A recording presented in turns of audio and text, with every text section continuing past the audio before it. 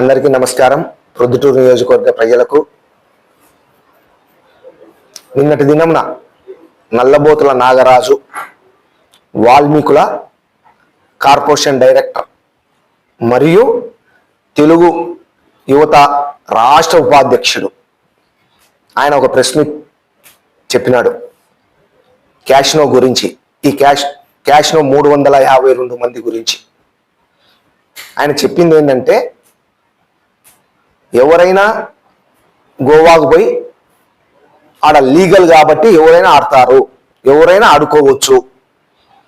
ఇంకా రాను రాబోయే కాలంలో ఇప్పుడు నెలకు ఒకటి పెడతా ఉండాం, 15 రోజులకో వారానికో ఒకటి పెడతాం, ఎవరైనా అంటే రాండి అని ఓ సందేశం ఇచ్చినాడు నిన్న ప్రజలకు.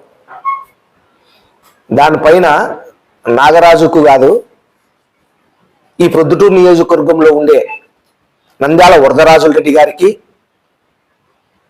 కొండారెడ్డిని నేను అడుగుతా ఉండా, మీ డైరెక్టర్ ఈ విధంగా ఎవరైనా వచ్చి గోవాకు ఆడొచ్చు అని చెప్పినారే ఎమ్మెల్యే గారు, ఇది ఎంతవరకు కరెక్టు? ఎవరైనా మేమేం చెప్తా ఉండాం,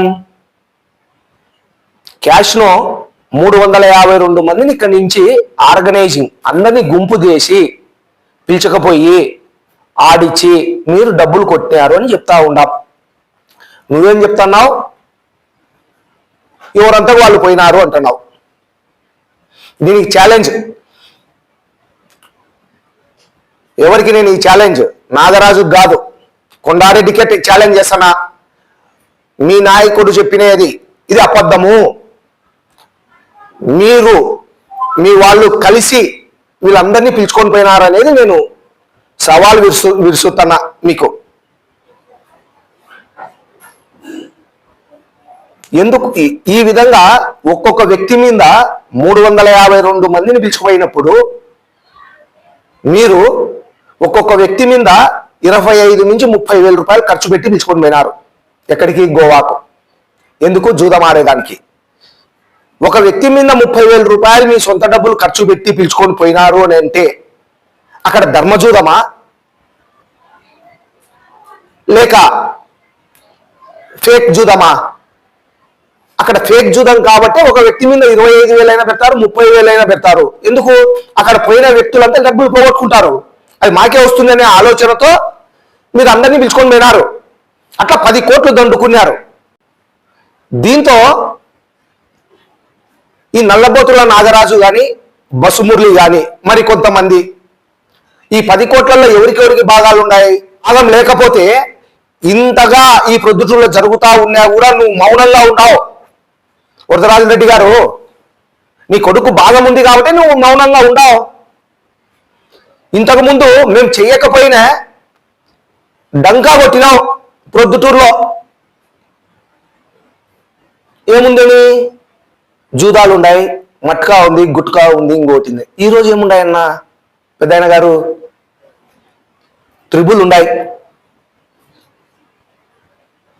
అన్ని మీ కన్నిసన్నుల్లో జరుగుతూ ఉంటాయి, జరగడం లేదా? మళ్ళా మీరేమో ఏం చెప్తారు అసెంబ్లీలో? అక్కడ మీ సీఎం దగ్గర నువ్వు మార్కులు కొట్టేదానికి అసెంబ్లీలో ప్రస్తావిస్తావు, ఇక్కడ పోలీసులు పని చేయలేదు అని. ఎట్లా పని చేయగలుగుతారు పోలీసులు? ఇక్కడ ఎవరు ఈ జూదాలన్నీ జరిపేది? మీ వాళ్ళు, నీ కొడుకు. నీ కొడుకు దీని వెనకాల ఉండి జరుపుతా ఉన్నాడు. లేకపోతే దీన్ని ఎందుకు అరికట్టలేవు నువ్వు? మీ కొడుకు ఉన్నాడు కాబట్టే నువ్వు గమ్మున ఉండవు. ఆదిత్యమాల్ అనేది ఉంది ప్రొద్దుటూరులో, కొరపాటు రోడ్లో. అక్కడ మీకు సంబంధించిన వాళ్ళ రూమ్లే ఉన్నాయి. రూమ్ నెంబర్లు కూడా చెప్తా. ఆదిత్యమాల్లో 6, 12 ఆ రూమ్లకు బ్లాక్ అద్దాలు వేసి ఉంటారు, లోపల ఎవరు ఉండేది కానరాదు. ప్రతిరోజు మంగటై జరుగుతూ ఉంది. పాపం పోలీసులు ఏం చేస్తారు? ఆడపోతే మీ వాళ్ళే ఉండేది, మళ్ళీ నీకు చెడ్డ పేరు అంటారు. పోలీసుల మీద నువ్వు విమర్శించే బదులు నీ వాళ్ళని మందలించు, నీ కొడుకుని మందలించు. ఏంటిరా ఇవన్నీ మనం చేసేది? ఇది పద్ధతే? ఇంతకుముందు వాళ్ళ గవర్నమెంట్ ఉన్నప్పుడు వాళ్ళని విమర్శించినా మనము, ఇప్పుడు ఇవన్నీ మళ్ళా మన మీదకి వస్తాండాయి, మన వాళ్ళు ఇంకా ఓవర్ అయ్యా ఈ విధంగా చేస్తాండారు అని ఎందుకు మందలించకుండా ఉండవు?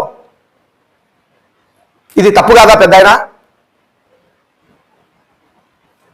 ఎక్కడైనా అసెంబ్లీలో నా ఊరికి, నా గ్రామానికి అండర్ గ్రౌండ్ డ్రైనేజ్ కావాలా, లేకపోతే ప్రొద్దుటూరు నియోజకవర్గంలో మార్కెట్ నిలబడిపోయింది, ఆ రోజు జగన్మోహన్ రెడ్డి 50 కోట్లు ఇచ్చినాడు, ఈ రోజు నిలబడిపోయింది, దానికి ఫండ్స్ కావాలా, కొత్తపల్లె ఛానల్కు రామేశ్వరం నుంచి కొత్తపల్లె వరకు 130 కోట్లు శాంక్షన్ అయింది, అది ఈ గవర్నమెంట్ వచ్చినాక రద్దయింది, దానికి తిరిగి మళ్ళా మాకు 150 కోట్లు కావాలా, లేకుంటే అండర్ గ్రౌండ్ డ్రైనేజ్కి 300 కోట్లు కావాలా, పైప్ లైన్ మార్చాలా 400 కోట్లు కావాలా? ఇట్లా అడగాల, అవి అడగం. సీఎం దగ్గర మాట పొందేదానికి పోలీసుల పైన ఆ బాండ. ఇది అడిగినామనుకో, ఫండ్స్ ఏడగా కూర్చోయా నువ్వు అసెంబ్లీలో అని చెప్తారు. కాబట్టి నువ్వు అడగవు ఇట్లాంటివన్నీ. ఏ రోజైనా అసెంబ్లీలో ఈ నియోజకవర్గానికి ఈ ఫండ్స్ కావాలని అడిగినావా ఎమ్మెల్యే గారు? అడగం. ఎవరి మీందో ఒకరి మీద బురద జల్లేదానికే పూనుకొని ఉంటావు తప్ప అభివృద్ధి నిరోధకుడివి నువ్వు. ఒక చిన్న ఎగ్జాంపుల్ చెప్తా ప్రొద్దుటూరు ప్రజలకు. నిన్న కౌన్సిల్ మీటింగ్ జరిగింది 3 రోజుల కిందట. ఇది Varadarajula Reddy letter, decent note. Varadarajula Reddy letter పైన 2,30,000 మన పెద్దగుంట దగ్గర 42 సెంట్ల స్థలం ఉంటే ఆ స్థలానికి కంచె ఎవరు ఆక్యుపై చేయకుండా కంచె పాతేదానికి 2,40,000 రూపాయలు ఇస్తే దాన్ని వద్దు అని లెటర్ ఇచ్చినావు. ఇది అభివృద్ధికి నిరోధకునివే కాదా నువ్వు? ఏ ఎమ్మెల్యే అయినా సరే డీసెంట్ నోట్ ఇచ్చారా? ఎందుకు పెద్ద ఆయన ఇట్లాంటి చెప్తా పోతే కొల్లలు ఉన్నాయి. అన్ని తప్పుడు లెటర్లే. ప్రతి డిపార్ట్మెంట్ మీద నువ్వు లెటర్లు ఇచ్చింటావు, నీ కొడుకు మీద మాత్రం ఇవ్వవు. బియ్యం దొల్లడంలే దొంగ ఈ ప్రొద్దుటూరులో. ఎవరు అండదండలు? నీ కొడుకు అండదండలతో బ్లాక్ మార్కెట్. నువ్వేం చెప్పినావు ఎలక్షన్స్ ముందు? ఒక్క బియ్యపు గింజ ఈ ప్రొద్దుటూరులో బ్లాక్ లో కొంతే అమ్ముతే పీడీ యాక్ట్ పెట్టిస్తా అని చెప్పినావు. ఏం యాక్ట్? PD act. ఎవరి మీద పెట్టించినావు పెద్ద ఆయన? బసుమూర్ల మీద పెట్టియాలా? PD act పెట్టించినావా?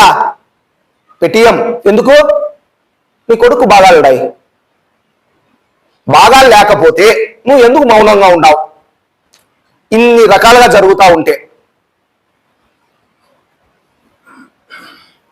మార్కెట్ నిలబడిపోయిందే, దాని గురించి పట్టించుకున్నావా? ఆహాలే. కొత్త బస్ స్టాండ్ పెద్దయినా మా గవర్నమెంట్లో స్ట్రక్చర్ అంతా అయిపోయింది, ఓపెన్ చేసుకోలేకుండా, రిబ్బన్ కటింగ్ చేయలేకుండా పెద్దయినా కొత్త బస్ స్టాండు.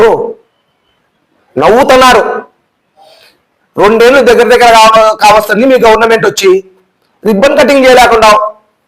అవునులే, అది జగన్మోహన్ రెడ్డి ఇచ్చినది కదా, రిబ్బన్ కటింగ్ చేస్తే మనకు సిగ్గుగా ఉంటారనేసి మళ్ళీ మా గవర్నమెంట్ వచ్చినాక రిబ్బన్ కటింగ్ చేసుకుంటాం లేకపోతే అంతవరకు చేయొద్దులే.